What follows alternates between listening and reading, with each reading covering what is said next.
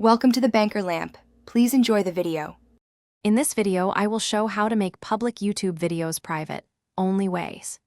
Open YouTube Studio, click Content, find the public video, then click its visibility setting and choose Private to apply immediately.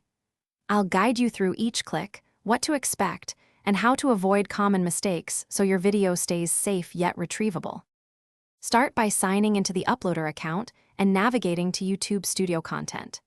Click the video title to open details, then locate the visibility dropdown and select Private.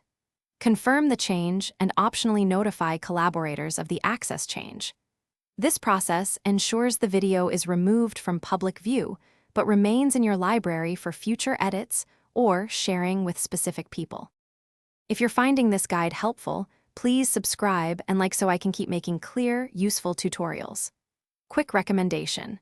A book called The Simple Path to Wealth can change how you think about money, which is handy when managing channels and monetization choices.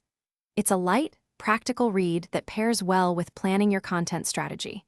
Check the description for the book link and other deals. Now let's get back to the video. Remember that private videos only play for accounts you add explicitly, so plan who needs access before you switch visibility.